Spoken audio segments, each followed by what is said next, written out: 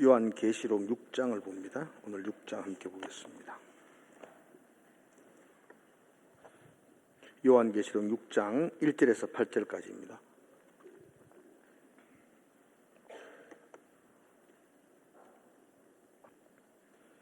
자, 제가 먼저 1절 읽겠습니다.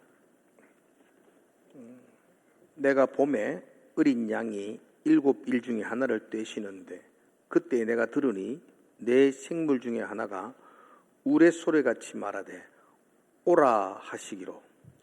이에 내가 보니 흰 말이 있는데 그 탄자가 활을 가졌고 면류관을 받고 나아가서 이기고 또 이기려고 하더라.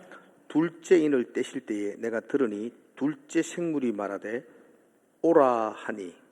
이에 다른 붉은 말이 나오더라. 그 탄자가 허락을 받아 땅에서 화평을 제하여 버리며 서로 죽이게 하고 또 큰 칼을 받았더라.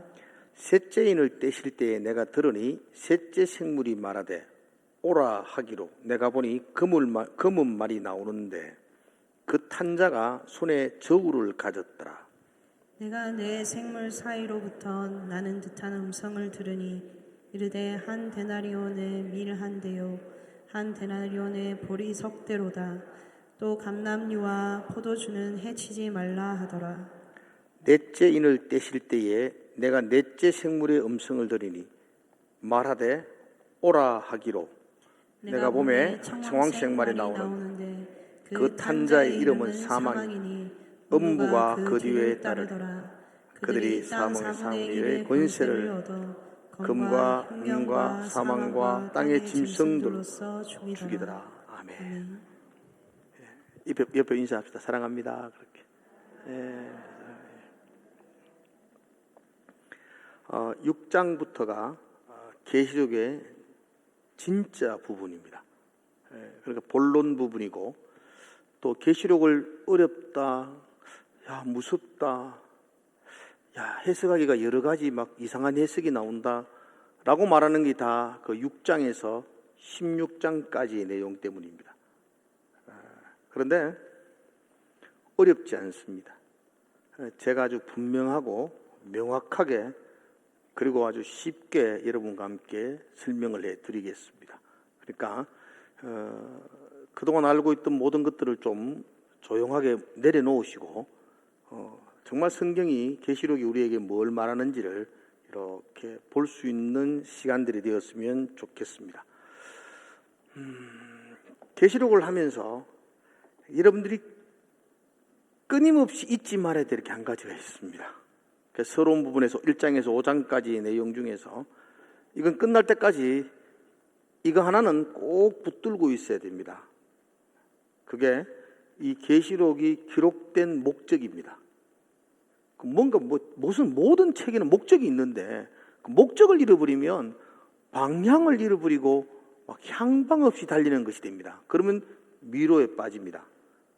그러니까 이 계시록을 성령 하나님께서 밤모습에 있는 요한에게 환상을 보이면서 이걸 기록해서 아시아 7교회에게, 이 땅의 교회들에게 전해주라 라고 할 때에는 이 땅의 교회 가운데에 성령 하나님께서 요한의 입을 통해서 말씀하고 싶은 이야기가 있다는 거죠. 그걸 몰라버리면 이건 완전히 수수께끼와 미로 속에 빠지게 되는 겁니다. 그러니까 여러분들이 계시록 전체를 하면서 끊임없이 머릿속에 생각할 건 이 기록의 목적입니다. 이 기록의 목적을 알려 그러면 당시 교회의 상황을 아셔야 됩니다. 당시 시대적 상황 속에서 이 책을 기록했기 때문에 시대의 상황을 아셔야 됩니다. 요한계시록이 기록되어서 아시아 교회에게 보내질 당시에 이 온 땅은 로마가 통치하고 있었고요. 그리고 그때는 AD 90년 후반부인데 로마 그 시대 중에서도 도미티아누스 황제가 그 로마를 통치하고 있을 때였습니다. 도미티아누스 황제는 아주 가장 악랄하게 기독교인들을 박해했던 황제입니다. 다른 사람들은 그러지 않은데 이 사람이 처음으로 사람들을 불러 모아놓고 이렇게 이야기합니다. 여러분 죄송합니다. 제가 여러분들에게 큰 거짓말을 했습니다. 뭔데요? 그러니까 나는 사람이 아니라 신입니다. 이지랄했다니까요. 그게 말이 안 되잖아요. 그러나 당시 로마 사람들은 별로 어려움이 없었어요. 왜냐하면 황제들이 죽고 나면 신으로 초왕할 때가 많았으니까. 네로도 죽고 난 다음에 신으로 초왕을 했으니까. 뭐 죽어서 신이 되나 살아서 신이 되나 그기고 뭐 신이 다스리는 나라는 더 좋을 거다 이런 생각으로 아이고 신이시여 뭐 이렇게 이제 인정을 해버렸어요. 황제가 신이라는 것을 인정할 수 없는 집단이 있습니다. 기독교인들이었죠. 도저히 용납할 수가 없었습니다. 그러므로 이 도미티아누스는 내 다스리는 로마 영역 속에서 기독교인은 씨를 말려버리겠다 이렇게 공언합니다. 네로나 이런 다른 그 위의 황제들은 로마 도시를 중심으로 한 인근에 대한 박해가 심했고요. 근데 도미티아누스 때에 전역에 걸쳐서, 그러니까 전 세계를 걸쳐서 로마 영토 안에 있는 모든 지방에까지 이 박해가 퍼지게 되었더랬습니다. 그래서 아주 극심한 박해가 있었고, 교회는 그 박해로 말미암아 큰 위기와 어려움을 겪게 되었습니다. 이 얼마나 두려울까요, 여러분? 그렇죠? 20년 전이었습니다. 네로 황제에 의한 큰 박해가 그때를 전역을 휩쓸었습니다. 그때 수많은 사람들이 고통을 당했습니다. 그런데 그보다 더 심한 박해가 도미티아누스에 의해서 또 자행되어질 때에 한번 맞아본 사람은요, 또 맞는 게 그렇게 두렵거든요. 또 그런 박해가 또 온다고 생각하니까 이게 너무나 두려운 겁니다. 그래서 지금의 교회가 그런 두려움 속에 있었다는 거고요. 또 하나의 문제는 그런 두려움으로 말미암아 배교가 일어나요. 배교가. 신앙을 떠나버려요. 그죠? 여러분, 로마의 극심한 박해가 있을 때에 그 박해를 피할 수 있는 방법이 있었을까 없었을까요? 있었어요. 무엇하면 피하죠? 배교하면 피합니다. 그러니까 난 하나님 안 믿겠다. 예수님 안 믿겠다. 그러면 그 박해에서 피할 수가 있습니다. 여러분, 네로 박해 이후 한 20년 동안 신앙의 자유가 주어졌어요. 그러니까 우리 동네에서 내가 예수 믿는다는 것을 다 압니다. 우리 가족들 중에도 내가 예수 믿는 거 다 압니다. 박해가 시작되어졌습니다. 내 때문에 내 부모들이 끌려가야 되고, 내 때문에 내 일가 친척들이 고문을 당하는 거예요. 나이 드신 아버지가 저한테 와서 그래요. 네 때문에 우리 집안 다 망하게 되었다. 네 예수 안 믿는다고 말 한번 하면 안 되나? 네 예수 안 믿는다고 앞으로 안 믿겠다고 말 한마디 하면 안 되겠나? 그럼 집안을 살리는데. 그런 말을 들을 때에 기독교인들 중에서 많은 사람들이 배교가 일어나기 시작합니다. 당시 기독교인들이 배교가 일어나면 거기서 끝나는 게 아니고 박해로 말미암아 카타콤이나 지하에서 숨어서 예배를 드렸던 집단들이었습니다. 기독교인들이. 그 중에 한 사람이 배교하면 그 지하 교회는 풍비박산이 납니다. 그로 말미암아 그 배교한 사람에 의해서 로마의 군사들이 그 교회를 들이닥치게 되고, 그러면 끌려가게 되고, 한 공동체가 그냥 흔적 없이 사라져버리게 됩니다. 그래서 성령 하나님은 이 계시록을 통해서 두 가지를 이야기합니다. 고난받고 두려움에 떨고 있는 성도들에게는 위로와 격려, 힘내라. 이 고난이 영원하지 않을 거야. 너희들을 박해하고 핍박하는 이 로마와 적그리스도들은 곧 망한다. 심판받는다.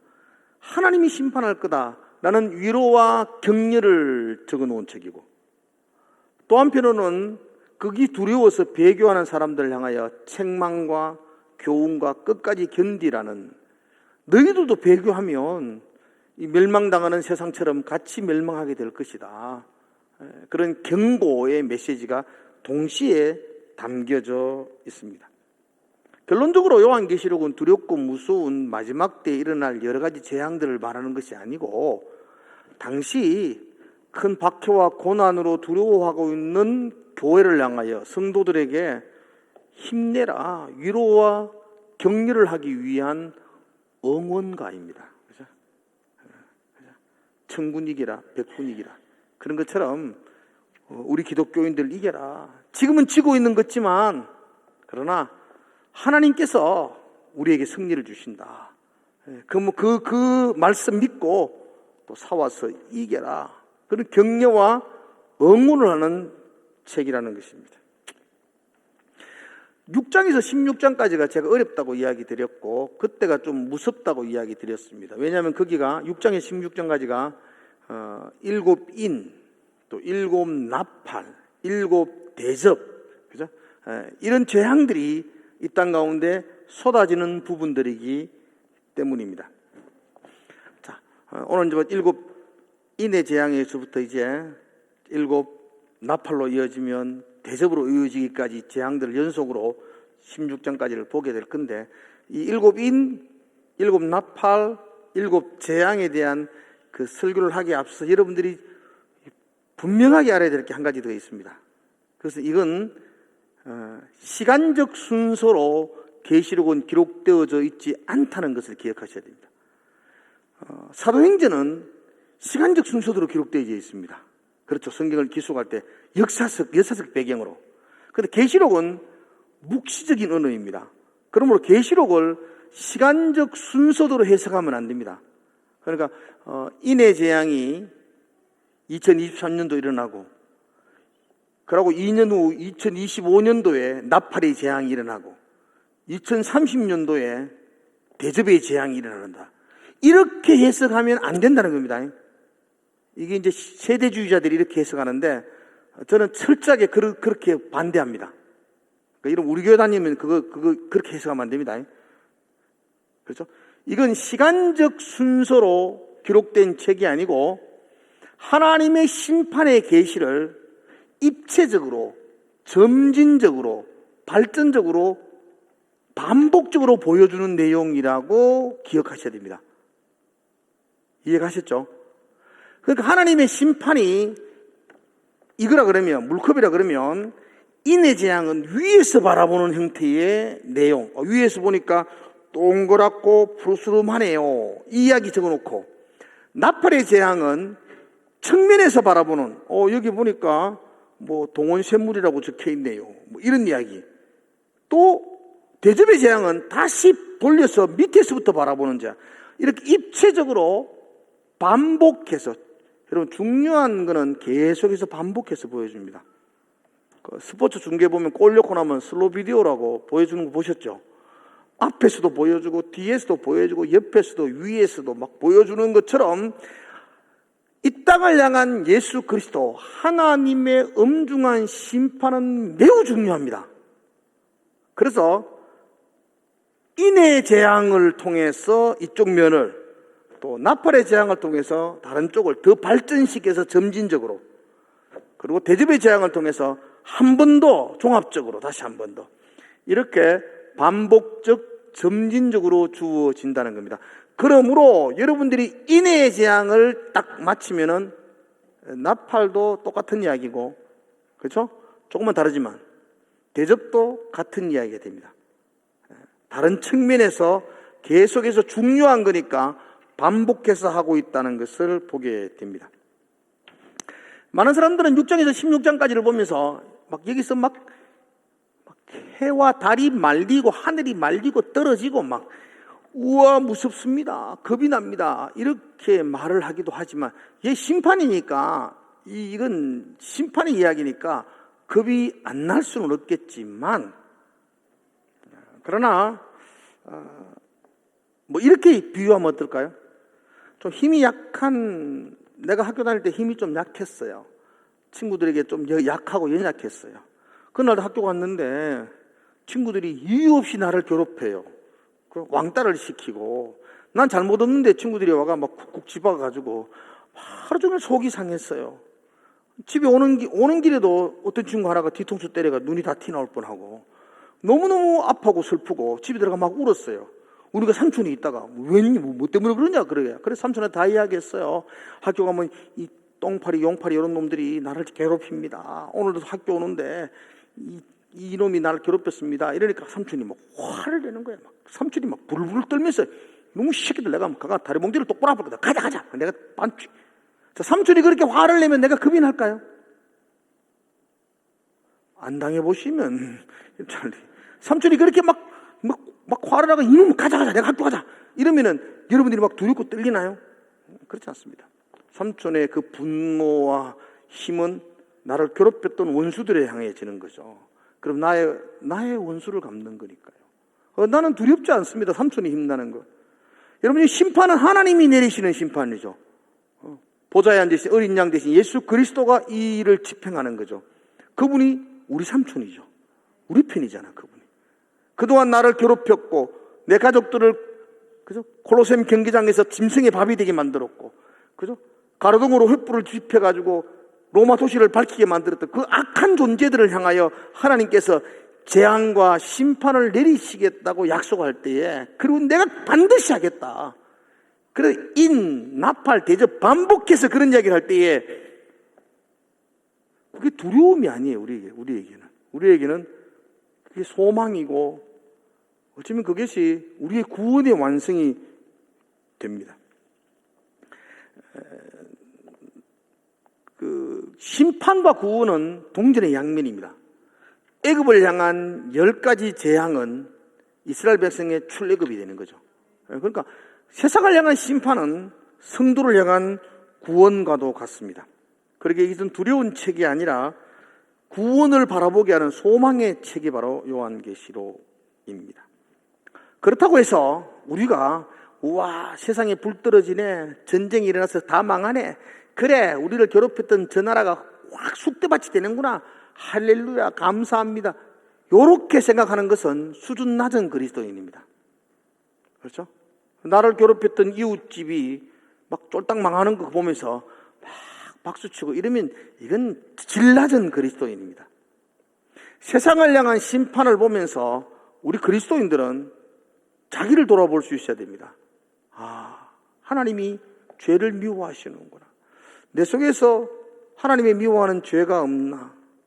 나를 돌아보면 나의 거룩과 나의 성결을 세워나가는 방편으로 삼으셔야 합니다.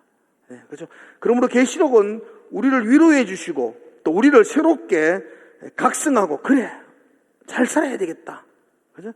하나님이 반드시 이 땅을 심판할 때에 나는 이 땅에 소망을 가지지 않고 하늘을 소망하며 내가 그리스도인답게 잘 살아야지 라는 다짐과 각오를 가지게 하는 책이 바로 요한계시록입니다.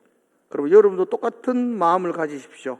여러분들도 위로를 받으시고 또 그리스도인답게 잘 살아야지라는 거룩을 향한 다짐과 결단하는 시간들을 가지셔야 됩니다. 다시 한 번 더 정리해 보겠습니다. 이제 재앙이 시작될 거예요. 그런데 이 나팔 대접 재앙은 시간적 순서로 기록된 건 아니라고 말씀드렸습니다. 반복적으로 점진적으로 또한 더 구체적으로 하나님께서 우리에게 심판을 이야기합니다. 누가 심판을 하시느냐? 하나님이 하십니다. 이 심판의 주체는 사탄과 마귀가 아니에요. 하나님이 주체가 되어요. 어린 양 예수 그리스도가 주체가 되어요. 그러므로 이 계시록의 전체는 예수 그리스도의 이야기죠. 예수 그리스도의 이야기. 자, 처음에 시작할 때 했죠? 예수 그리스도의 계시라. 예수 그리스도에 관한 이야기입니다. 이 이야기 전체가. 그러므로 여기에 나오는 이야기를 속에서 666이 중요한 것도 아니고, 그죠? 14만 4천 어떻게 해석하느냐 이런 게 중요한 게 아니고, 전천연설, 후천연설 이런 게 중요한 게 아니고, 여기에 모든 내용들이 누구를 이야기한다고요? 예수 그리스도. 예수 그리스도의 이야기입니다. 그래서 요한복음이 제5의 복음서라고 그렇게 표현하죠. 예수 그리스도의 이야기라는 것을 기억하셔야 됩니다. 이 땅의 심판은 우리의 구원과 연결되어진다고 말했습니다. 그 구원의 심판을 바라보면서 우리를 돌아보며 거룩을 새롭게 다짐하는 시간들을 가져야 됩니다. 자, 이제 본론적으로 인의 재앙을 한번 보겠습니다. 나팔, 대접 똑같습니다. 똑같은데 구조가 있어요. 4-3 구조로 되어 있습니다. 한번 따라합시다. 4-3 구조. 4-3 구조라는 말은 하나, 둘, 셋, 네 개까지는 하나로 뭉쳐져 있습니다. 그리고 5, 6, 7개를 독립적으로 띄워놓고 있습니다. 똑같습니다. 그런 죄들. 지금도 그래서 오늘 8절까지가 몇 번째 인을 떼는 거예요? 몇 번째 인 떼죠? 그건 네 번째 띠잖아요. 7절에 네 번째 띠잖아요. 그 사상구조, 네 개까지는 한목이 묶어져 있다, 이 말입니다. 다섯 번째 재앙은 좀 텀을 두고, 여섯, 일곱은 독립적이고, 그래서 사상구조로 모두가 이루어졌다는 것입니다. 그러면 오늘 나오는 재앙, 네 번째 재앙은 어쩌면은 같은 의미의 재앙입니다. 조금 말은 다르지만, 그러나 동일한 재앙이라고 볼 수가 있습니다. 첫째 나팔 뗐습니다. 네 생물 중에 하나. 네 생물이 천사였죠, 우리가. 네 천사가 있었죠, 네 생물이. 보좌 옆에. 그 뜻거리 주이소. 몇 주 전에 이야기했는데 전혀 처음 듣는 것처럼 이래 눈을 똑바로 보고 이러면은. 네 생물이, 그 중에 한 생물이 오라. 그렇게 말해요, 요한에게. 오라. 그럼 보라는 말과 똑같죠? 그래, 보죠. 내가 보니, 첫째 인을 떼니까 뭐가 나타나죠? 흰말이 있죠, 흰말이. 그 위에 말탄자가 활을 가지고 멸관을 받아 나아가고 이기고 또 이기려고 하더라. 그렇게 끝나는 거예요. 그죠? 두 번째 인을 띄니까 그 다음에 붉은 말이 나오더라. 이렇게 말하죠. 붉은 말. 그죠? 그가 이 땅에 화평을 제하여 버리고 서로 죽이게 하고 큰 칼을 받았더라. 이렇게 사절은 이야기입니다. 세 번째 인을 띄니까 무슨 말이 나오죠? 검은 말이 나옵니다. 손에 뭐가 들고 있죠? 저울을 들고 있습니다. 네 번째 인을 떼니까 청황색 말이 나와요. 8절에 나오죠? 그 말의 이름은, 그 탄자의 이름은 사망이다. 이렇게 말하죠. 자, 일로 볼까요? 그러니까 이제 인을 띄죠? 7개 인이 있으니까, 7 두루마리가 있으니까, 첫 번째, 두 번째, 세 번째, 네 번째 띠니까 첫 번째 두루마리를 딱 띄니까, 보라! 그런데 그 안에 내용들이 뭐냐니까, 흰 말을 탄 자가 나타나더라. 두 번째 인을 떼니까 붉은 말을 탄 자가 나타나더라. 세 번째 인을 떼니까 검은 말을 탄 자가 나타나더라. 네 번째 인을 떼니까 청황색 말을 탄 자가 나타나더라. 여기까지. 여러분들은 흰 말, 붉은 말, 검은 말, 청황색 말, 여기에 집중하면 안 됩니다. 흰 말은 뭐지? 붉은 말은 뭘까? 붉은 말 예수 보혈의 십자가인가? 요러면 계시록은 수수께끼에 빠집니다. 중요하지 않습니다. 흰 말이 뭐든지 검은 말이 뭐든지 이런 거는 중요하지 않습니다. 이런 거는 이게 뭐다 저다 이게 뭐 흰 말과 검은 말이 적 그리스도인지 예수 그리스도인지 사탄인지 짐승인지 이런 것들은 중요하지 않습니다. 이 검은 말과 흰 말과 이들이 그림이죠. 보라 그림이잖아요. 이 그림이 무엇을 의미하는지가 중요합니다. 그죠? 흰 말이 나타나 가지고 활을 쏘고 막 다니는데 저건 무슨 뜻이야? 흰 말이 누구냐가 아니고 이 전체 그림이 뭘 의미하는지 검은 말이 나타나가지고 큰 칼을 들고 화평을 깨고 죽이고 하는데 그 전체 그림이 무슨 의미냐는 것들만 생각하면 됩니다. 그렇죠? 그러니까 뭔 흰 말이 어떠니 저떠니 그런 말 하면 안 됩니다. 자, 그래서 2절 한번 봅시다. 2절. 자, 한번 읽어볼까? 2절 시작. 이에 내가 보니 흰 말이 있는데 그 탄자가 활을 가졌고 멸관을 받고 나아가서 이기고 또 이기려고 하더라. 이 무슨 의미 같아 이게? 무슨 장면인 것 같아? 보라 그랬으니까 누가 백마를 타고 있어요? 활을 가지고 있어요. 머리에는 뭐가 쓰고 있죠? 멸관을 쓰고 있어. 이 멸관은 우리가 성경에 나오는 생명의 멸관, 의의 멸관이 아니고 이 멸관은 승리하실 때에 쓰는 월계수관과 같은 이긴 자에게 주어지는 멸류관입니다. 흰 말을 탄 자가 활을 가지고 멸류관 쓰고 이기고 또 이기려고 하더라. 그죠? 이게 이제 한마디로 말하면 전쟁을 의미합니다. 전쟁. 로마의 개성장군은 흰 말을 타고 들어오죠. 그리고 활을 당기고, 그죠? 그리고는 승리의 멸류관을 쓰고, 그리고 싸워서 이기려고, 지금도 이기려고 계속해서 싸움을 싸운다는 겁니다. 그래서 이건 심판이죠. 뭘 통해서? 지금 마지막 때에는 전쟁이 우리를 향한 심판입니다. 심판, 전쟁. 그 심판의 때에 전쟁이 일어날 겁니다. 나라와 나라가 서로 싸우게 될 겁니다. 지금도 끊임없는 전쟁이 일어나죠. 우크라이나 사태 이런 것들. 이 말세의 징조입니다. 전쟁. 뭐 때문에 전쟁이 일어나죠?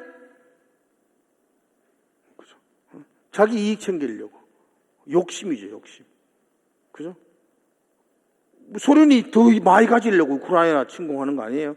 우크라이나 안 뺏기려고 싸우는 거 아니에요? 자국의 이익을 위해서 끊임없는 전쟁이 이 땅에 일어납니다. 더 많이 가지려는 욕망. 이 죄죠, 죄. 죄의 결과 전쟁을 통한 심판이죠. 지금도 그 심판들은 일어나고 있습니다. 죄의 결과 하나님은 전쟁을 도구로 이 땅을 심판하고 계십니다. 그러므로 일곱 일을 뗄 때 전쟁이 일어나면서 이건 마지막 때의 징조이기도 하고 죄에 대한 심판이기도 합니다. 지금도 하나님은 심판하시는 분이시라고 봅니다. 우리 주변에도 그런 심판들이 일어나고 있죠. 두 번째 인을 볼까요? 둘째 인을 떼실 때에 둘째 생물이 말하되 오라 하니, 자 4절 읽읍시다. 시작.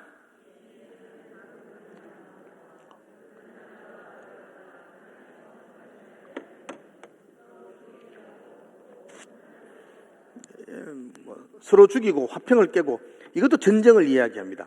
그런데 이 전쟁과 앞 전쟁은 좀 다릅니다.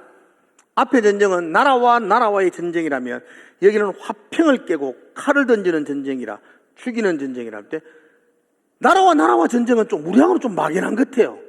우리는 6.25 지난 지가 70년이 넘으니까 전쟁이 별로 민감하지 않아요. 그래서 두 번째 있는 이 화평을 깨는 전쟁은 지금도 우리 속에 일어난 전쟁이죠. 남편하고 오늘도 싸웠잖아. 죽일 듯이 싸웠죠. 칼을 가슴에 꼽아가 돌렸죠. 이웃과 이웃 간의 싸움. 어쩌면 내전, 민족과 민족 간의 싸움. 그런 싸움으로 인하여 죽이고 죽이는, 서로의 가슴에 칼을 꼽는 그 심판입니다. 하나님의 심판입니다. 큰 나라와 나라의 전쟁도 자기의 이익을 챙기려는 욕심에 의한 전쟁이라면, 여러분과 저의 이웃 간의 싸움들, 친구 간의 싸움도 내 이익을 챙기려는 싸움들이죠. 내 고집을 관철하는 싸움들이죠. 내가 맞다는 거죠. 너는 틀렸다는 거죠. 이런 싸움을 통하여 서로 간의 화평이 깨어집니다. 이것이 말세의 징조요, 심판의 한 모습입니다. 그러면 내가 이래 생각해 보이소. 집에 가도 싸우는 놈들만 있고, 회사 가도 나하고 참 부딪히는 사람만 있고, 지금 나는 심판받고 있는 겁니다. 엄청난 심판을 받고 있는 겁니다. 뭐 때문이죠? 죄로 말미암으죠. 나의 죄악으로 말미암으죠. 내 똑똑함 때문이 아닙니다. 내가 올바름 때문이 아니라고요. 나의 죄악으로 말미암아 그 심판의 어두운 먹구름자가 우리 가정에도, 우리 회사에도, 우리 이웃들 간에도 퍼져가고 있다는 겁니다. 이게 남의 이야기 아니고 우리 이야기와 같습니다. 세 번째 인을 띄볼까요? 세 번째 인을 띄니까 검은 말이 나오죠. 근데 중요한 것은 그 손에 저울을 가졌죠. 그러니까 검은 말이 나왔다. 그 손에 저울을 가졌다. 성경에서 저울이란 것들의 대부분의 해석은, 저울은 뭐 할 때 쓰는 거죠? 달 때죠. 뭘 달 때 사용하죠? 거의 대부분이 양식을 의미합니다. 양식. 그러므로 검은 말의 양식, 이건 기근을 의미합니다. 기근. 이어서 6절 한번 볼게요. 내가 내 생물 사이로부터 나는 듯한 음성을 들으니 이르되 한 데나리온의 밀 한 대요, 한 데나리온의 보리 석되로다. 또 감람류와 포도주는 해치지 말라 하더라. 한 데나리온, 혹시 아세요? 한 데나리온이 얼마 정도 되는지? 한 데나리온이 보통 일반적인 노동자 하루 품삯이에요. 우리로 말하면 한 얼마 받아요 요즘? 쉽게 10만 원 합시다. 10만 원 더 받죠 요즘. 그러니까 일반인들이 하루 이래 밭에서 일하고 받는 돈이 한 데나리온이에요.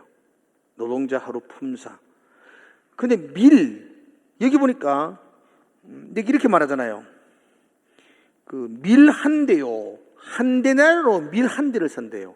10만 원 가지고 장에 갔더니만 밀 한 대를 산대요. 밀 한 대는 5천 원, 6천 원 하는 거예요. 근데 그게 물가가 뛰어가지고 10만 원씩 한다고요. 보리가, 밀이. 보리는 더 흐려요. 더 흐른데 그게 한 데나리를 한다니까요. 극심한 기근으로 말미암아 흙이진 배를 채우지 못하는. 제가 이제 다음에 이제 인나팔 재앙도 쭉 하겠지만 이 말세에 이르는 재앙들이 지금 우리가 동일하게 겪고 있는 재앙들입니다. 그리고 중요한 이야기가 여기 이렇게 말하거든요. 여기 보니까 감람류와 포도주는 해치지 마라 그렇게 말하거든요. 이게 좀 어려운 번역인데 이게 좀 쉽게 말하면 이렇습니다. 밀이나 보리는 우리가 안 먹으면 안 되는 겁니다. 이건 그냥 밥이나 김치입니다. 그래서 이건 없으면 굶어 죽는 거예요. 근데 포도주나 감람류는 조금 여유 있을 때 아무도 안 죽습니다. 이건 좀 사치스러운 것, 여유로운 겁니다. 밀과 보리는 지금 바닥을 치고 있지만 지금 포도주와 감람류, 사치스러운 것들은 여전히 자행되고 있다는 겁니다. 그러니까 지구 반대편에는 먹을 양식이 없어서 빵이 없어가지고 굶어 죽는 사태가 일어나지만 또 이쪽 편에서는 남아 돌아 버리고 있는 사태죠. 참 안타까운 이야기죠. 여러분 지금도 1년에 굶어서 죽는 사람이 제가 찾아보니까 9억 2천만이라고 그러더라고요. 깜짝 놀랐어요. 9억 명이 굶어 죽는데요. 그 1초에 5명이 굶어 죽는다고 그러더라고요. 각각 5명 지금 죽었어 지금. 그런데 우리나라에서만 먹고 남은 음식 쓰레기 처리 비용이 9천억입니다. 먹고 남아가지고 버리는 것 처리하는데 서울의 동작구 하나가 1년에 음식물 처리 비용이 100억이 든다 그러더라고요. 구 하나가. 여러분 집에는 음식물 쓰레기 버리는 게 좀 있나요? 없죠. 여러분들이야 뭐 없잖아. 우리가 버리는 것들만 버리지 않고 나누면 인류는 굶어 죽는 사람 없답니다. 포도주와 감람류로 허랑방탕한 사람만 없으면 밀과 보리를 먹지 못해서 굶어 죽는 사람이 없다는 거예요. 근데 우리는 여기서는 너무 남아가지고 골치가 아픈데 저 반대편에서는 없어서 굶어 죽고 있다는 거예요. 이게 재앙입니다. 재앙. 이게 심판입니다. 말세에 일어날 심판은 지금 우리 가운데 이렇게 일어나고 있다는 거죠. 일어나고 있다는 거예요. 제가 이번 주에 우리 딸이 갑자기 졸라가지고 지난 월요일 날 영화를 봤습니다. 콘크리트 유토피아. 영화 보고 나오는데 막 속이 상하더라고. 그 영화의 내용은 그런 겁니다. 이 땅에 엄청난 지진이 일어났는데 아파트 한 채만 딱 안 무너지는 거예요. 그러니까 그 아파트에 있는 사람들이 다른 사람 다 흘러 몰리면 다 이어도 먹을 게 없어 죽는다고 아무도 못 들게 만드는 거예요. 아무도 못 들게 다 쫓아내면 겨울에 다 얼어 죽는데 다 쫓아내고 자기들끼리만 살겠다는 거예요. 그 결과는 뭐냐면 결과적으로 다 죽어요. 마지막 장면에 이런 시스템이 아니라 다 두루지 마세요. 우리만 살겠습니다라는 그 아파트가 아니라 무너진 건물이 이래 무너지니까 무너진 데에서 살아가는 그 한 집단이 있는데 그는 아무나 오세요. 아무나 오면 자기 것 나눠주는 그런 집단의 모습을 이렇게 보여주면서 영화를 끝나는 거죠. 사람들은 그렇다는 겁니다. 내 살겠다고 다 쫓아내가지고 다 죽이는 거죠. 근데 결국은 그 쫓겨난 사람들이 그 아파트를 공격하고 점령해서 다 죽게 되는 거죠. 이 재앙입니다, 재앙. 남아서 버리는 것들이 9천억이 되는 거, 이 시대는 재앙입니다, 이제. 거기에 저도 한몫을 크게 하고 있지만, 여러분도 그렇게 살아가는 건 재앙이라는 겁니다. 지금도 건너편에 굶어 죽는 사람들이 있다는 것을 생각하시는 것. 이게 이제 이런 재앙들을 바라보면서 우리의 거룩을 돌아보는 계기로 삼아야 한다는 것입니다. 그죠? 나눔. 참 중요합니다. 그래서 여러분들이 좀 나눌 수 있는 그리스도인이 되면 좋겠습니다. 불안하지요. 통장에 막 돈돈 막 똑똑 떨어지면 불안하지요. 그래서 공중에 새도 먹인다 이 믿음 가지고 팍팍 나눌 수 있기를 축복합니다. 그죠? 그래서 살아보세요. 그게 서로를 살리는 방법입니다. 네 번째 재앙. 네 번째 재앙은 8절에 나오죠. 8절은 같이 한번 읽어볼까요? 같이 시작. 내가 보니 청황색 말이 나오는데 그 탄 자의 이름은 사망이니 음부가 그 뒤를 따르더라. 그들이 땅 4분의 1의 권세를 얻어 금과 흉령과 사망과 땅의 짐승들로서 죽이더라. 엄청난 심판이죠. 청황색 말, 우리나라 성경은 그렇게 되어 있지만 사실 이건 잿빛, 시체 얼굴빛을 말합니다. 잿빛 말이 나오는데 그 말을 탄 자가 사망이라 그러죠. 사망, 죽음을 의인화시켜서 청황색 말을 탄 자 이렇게 표현합니다. 그리고는 그 사망으로 통해서 사망으로 말미암아 여기 보니까 땅의 4분의 1이 죽어나가죠. 그 4분의 1을 죽이는 권세를 가졌으니까. 그리고 금과 흉년과 아까 종합적이죠. 금, 전쟁이죠. 흉년, 기근이죠. 사망, 이게 사망이라는 표현보다 원어적으로 정확하게 표현하면 그 질병입니다. 질병. 이게 원어적으로는 전염병, 질병 이런 표현입니다. 그래서 땅의 짐승들로 말미암아 죽이더라. 이 땅에 전쟁과 기근과 흉년과 각종 질병과 전염병으로 이 땅에 죽음이 임한다는 것입니다. 그것이 첫 번째 인을 뗄 때에 이 땅을 심판하시는 예수 그리스도의 모습. 이를 뗀 자가 어린 양이잖아요. 이 땅을 심판하시는 그 예수 그리스도, 그 예수 그리스도로 말미암아 이 땅의 사람들이 이렇게 죄로 말미암아 심판을 받을 것이다 랍니다. 그럼 여러분 이 땅, 여러분들이 지금 발디디고 있는 이 땅이 영원할 것이라고 생각하지 마십시오. 좀 더 많이 가지고 있고 좀 더 많은 것들을 누리고 있다고 해서 그게 행복이라고 생각하지 마십시오. 이 땅의 것들은 다 심판을 받습니다. 우리의 소망은 하나님의 나라에 있습니다. 그 나라를 소망하며 나아가는 자가 우리 성도들입니다. 그 하늘을 소망하기에 이 땅에서 내 가진 것을 나눌 수 있는 사람들, 그게 우리여야 합니다. 하늘이 없으면 이 땅에서 더 챙기고 남은 생애 동안에 좀 더 편리하게 살고 싶은 것, 그게 우리의 삶이죠. 그런데 우리는 이 땅에 소망을 두는 사람이 아니라 우리의 소망이 하늘에 있는 걸 선포하는 사람들이기 때문에 이 땅에 있는 것들을 곧 없어질 것들이니까 이 땅에 있는 것들을 나누는 것을 아까워하지 않는 사람들. 그래서 먹고 남고 버리는 게 아니고 좀 덜 먹고 필요한 사람들에게 나누어 줄 수 있는 사람들, 그게 우리여야 합니다. 그죠? 심판은 지금도 진행되고 있어요. 하나님의 심판은 지금도 말세를 향해 달려가고 있습니다. 그 심판의 기관에 이 땅에 서 있는 우리들이 어떻게 이 땅에 살아야 되는가? 전쟁과 기근과 흉년이 판을 치는 이 땅 속에서 그리스도인들이 어떻게 살아야 되는가? 세상 사람과 똑같이 살면 안 되잖아요. 더 모으려고 막 혈 안에 들고 있다가 막 같이 죽어버리는 그런 세상 되면 안 되잖아요. 우리는 나누고 베풀고 하늘을 소망하기에 아까워하지 않는 사람. 그래서 우리를 통해서 아름다운 나라들이 회복되는 세상, 그게 우리들이죠. 여러분들이 많이 들었던 이야기 같은데 하나만, 그렇게 재밌는 이야기 아닙니다. 그래도 우스운 이야기라고 내가 하는 거니까 적당할 때 웃어주면 참 좋겠어요.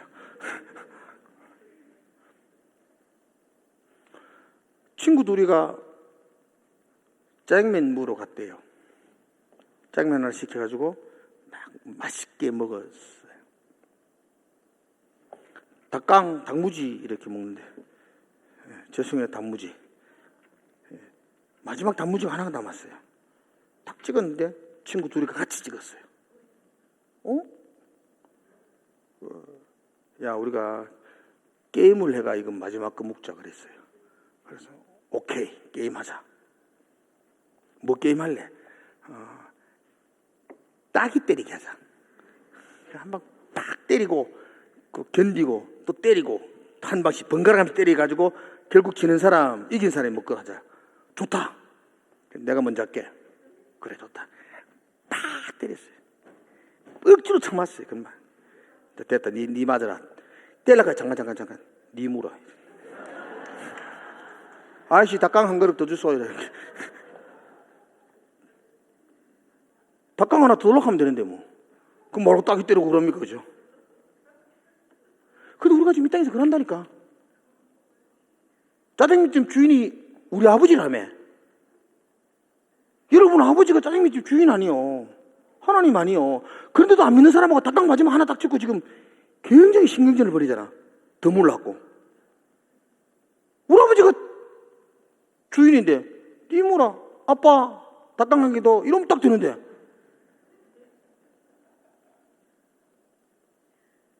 그리고 세상 사람들이 왜 기독교인들을 미워하는지 아세요? 우리 예배 드린다고 우리 미워할 것 같아요? 그들이 우리 예배 드린다고 우리 안 미워합니다. 우리 찬송한다고 그들이 안 미워합니다.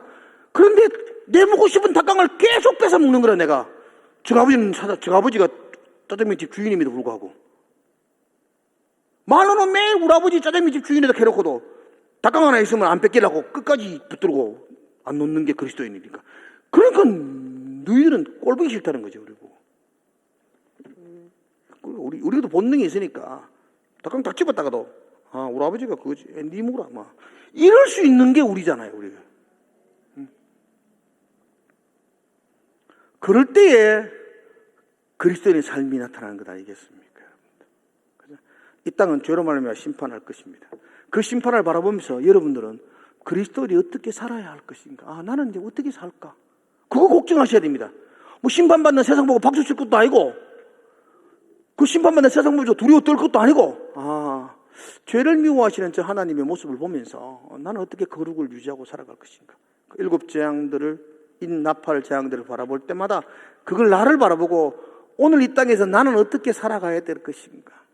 내 하나님을 내가 믿는다면, 내 하나님의 나라를 내가 소망한다면, 그 나라 소망하는 성도들이 이 땅에서 이 전쟁과 기근이 끊이지 않는 이 심판의 땅에서 내가 어떻게 살아갈 것인가?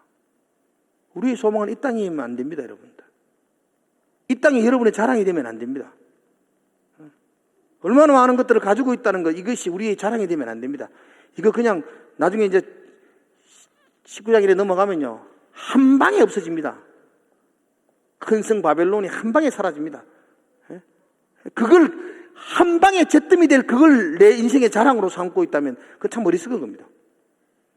내 속에 하나님, 소망, 그것이 내 삶의 자랑이 되고 내 삶의 소망이 되고, 오늘 그 소망 붙들고 여러분들이 기도하시는 밤이 되기를 주의 이름으로 축복합니다.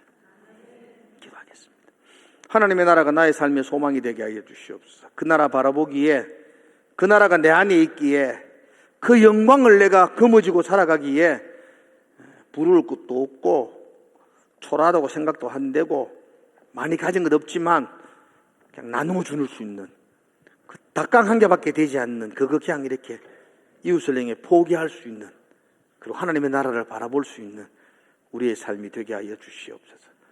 악착같이 더 많이 가지고 더 많이 쌓아놓는 것, 그게 성공이 아니고 어떻게 나누었냐, 하나님 앞에 서서 그 삶을 돌아볼 수 있는 그런 우리의 삶이 되게 하여 주시옵소서.